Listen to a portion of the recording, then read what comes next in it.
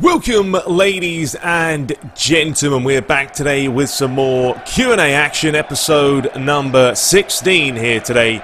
And we have some Man City against West Ham United in the background. Now, we all know today is the final day of the Premier League season. It has come down to the wire, although it's a little bit disappointing. I think we all know now Man City are going to win it today against West Ham, especially at home. And Liverpool really blew their chance, didn't they? They had a chance to do it. They dropped points against Chelsea. They dropped points against Cardiff after being 3-0 up. So they've basically given it to Man City. I'm, of course, disappointed being a United fan. You don't really want to see your rivals taking it home, but it is the way it is. Anyway, into the questions for today. I only have about 8 or 9 or so please submit some more. If you want those to be answered. I know I've missed some in the past, but I can't even remember which questions I've answered and I haven't. So submit some more. If they don't get answered today, just resubmit them, and I'll be sure to get those answered for you guys next week or the week after. So first up from Ayman Mashid says, where do you live? Very simple question. I've probably said this a couple of times, and I know I have, but I live in Orlando, Florida. A little bit of a backstory. I moved here in 2005 from the United Kingdom, England, London, when I was 16, and it's nearly been 10 years now since we moved. It's been up and down. It's been good here and there. I just wanted to change of pace, really, and it was a nice goal early on there from Sergio Aguero. What a player! He's been a phenomenal player all season, but. So yeah, moved here, because we're fed up with the rain and the wet. And if you live in England, the weather's not particularly great. It's alright in the summer, it's not too hot. And it isn't too cold, the temperatures are nice. But in the winter time, it's horrible. It's always raining, it's always wet, it's cold, it snows as well. So, yeah, just wanted to get out of there and move to Florida. Whether I'll stay here, my whole life, I have no idea, to be honest with you. We'll have to see.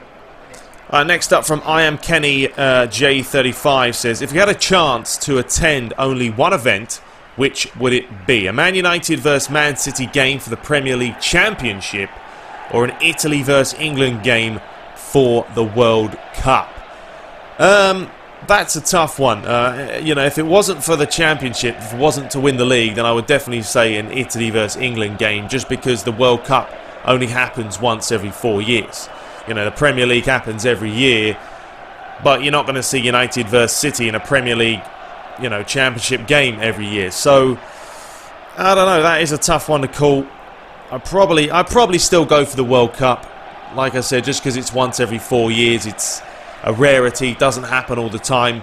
And if it was the final, Italy versus England, which I don't think is ever going to happen, that would be even better. But, yeah, I'd probably say that. World Cup match. Good question. Next up from FCP Dragon says, do you support any NBA teams? And if you do, what is your personal favourites? Something, Lakers. I don't know if you're saying I like the Lakers, but great videos. Greetings from Portugal, or greetings from Florida.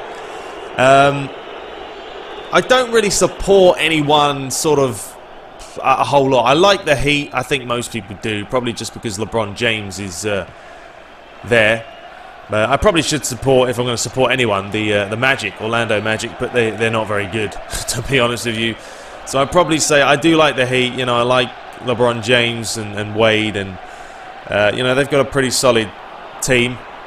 They're very solid. I mean, they won it last year, and looking to win it, the championship again this year. But yeah, the Lakers have kind of gone up and down as well, haven't they? They've started off, well, they were good a couple of years ago, and then recently it's just been shambles for them, so that's disappointing. But yeah, but I'd probably say the Heat is a team that I enjoy watching, and I don't really watch any NBA games until the playoffs, and the real, the big matches come, like the Thunder play the Heat and stuff like that, so, and the Spurs. My brother likes the Spurs. He likes Parker.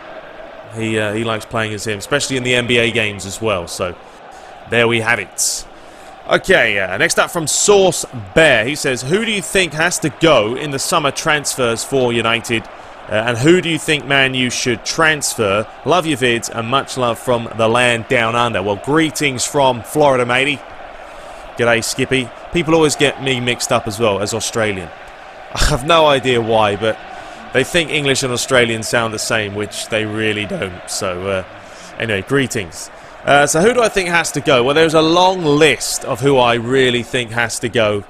And me and my dad were having a discussion about that the other day when we were off training.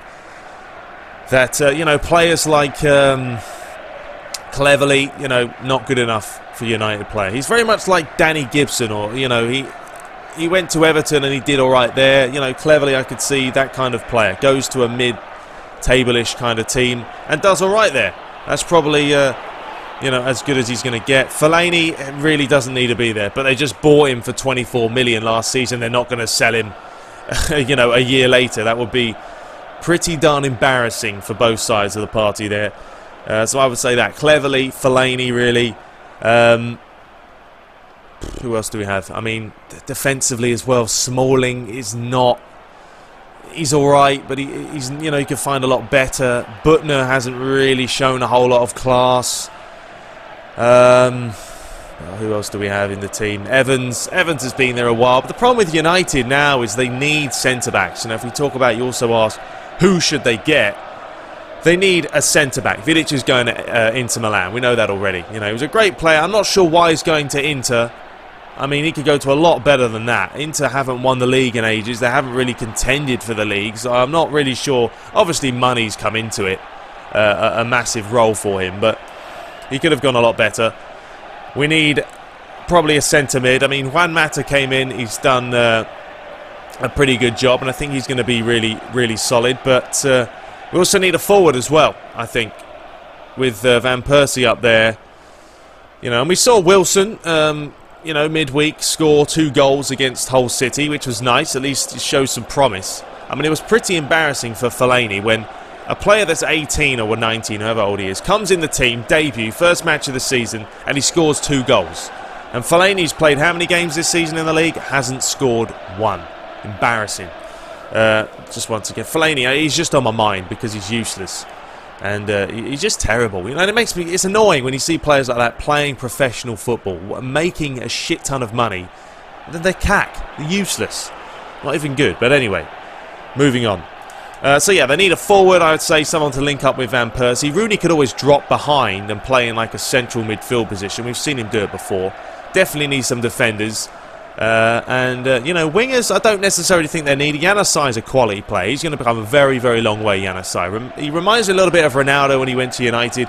Very good on the ball, loves to dribble, got great feet, awareness.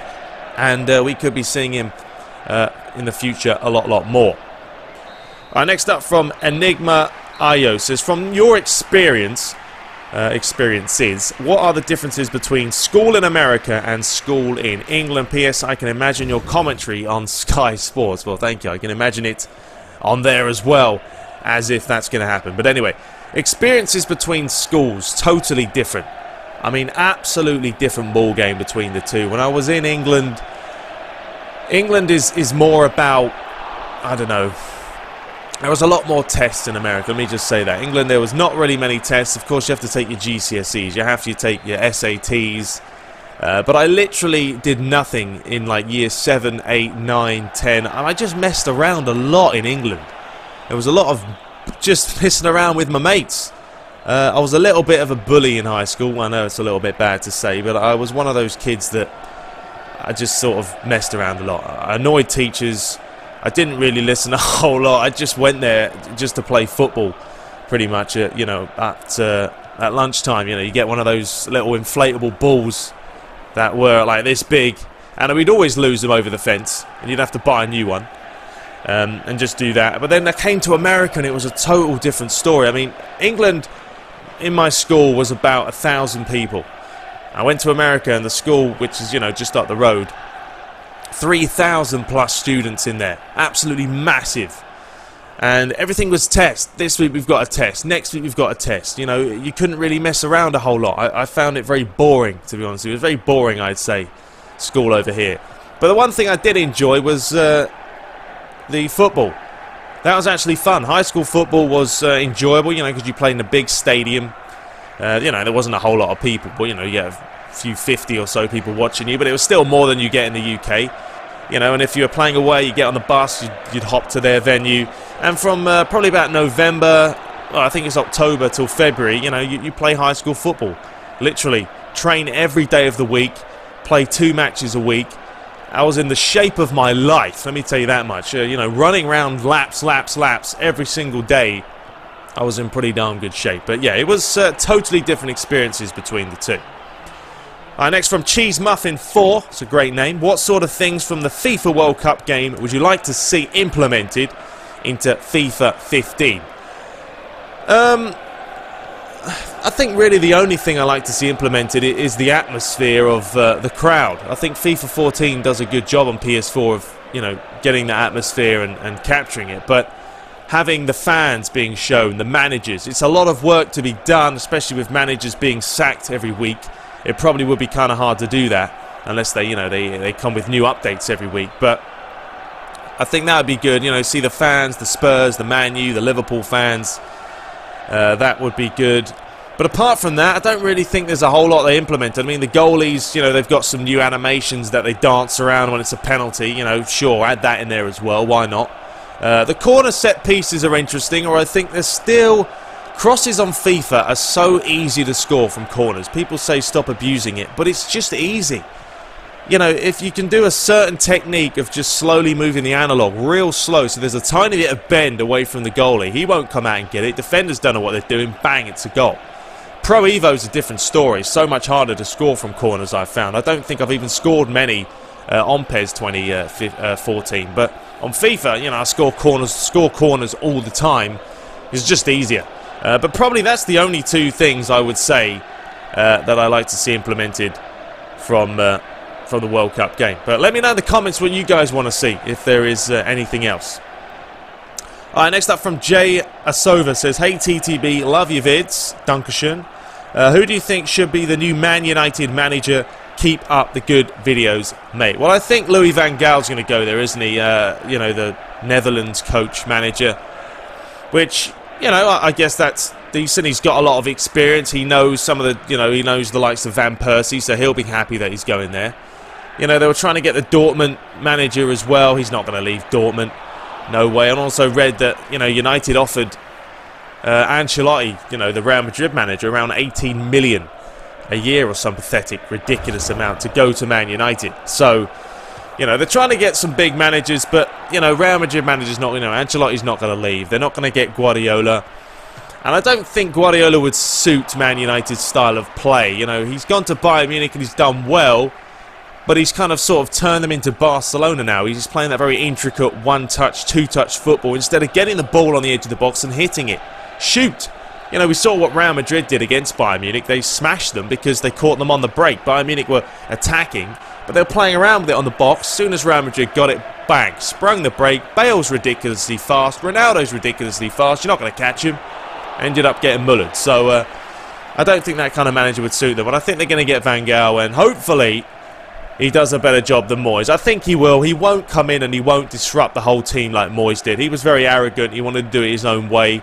You know, Ryan Giggs, I'd like to see him in the near future do something because, you know, he's a legend and I can't see him going anywhere else but United. Alright, and probably got one final one here. Got about a minute left. Who do you think will win the World Cup and why do you think that? I'm going to say the favourite straight off the bat, Brazil, because it's in their home country. The atmosphere is going to be crazy and I think the hosts always do well.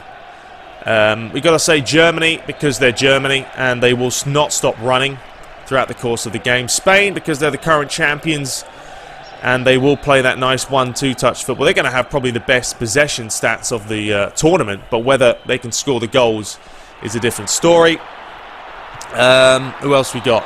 Italy. I think Italy can have a good run. I'd love to see them win it. Obviously half Italian myself. Someone said say Italian in my next video. I can't speak it, unfortunately, guys. I would love to though. So probably those 4. Argentina have a shot as well, so any of those teams could probably win it. Anyway, I hope you guys enjoyed this video. We've run out of time, but submit some more questions, and until next time, Take care.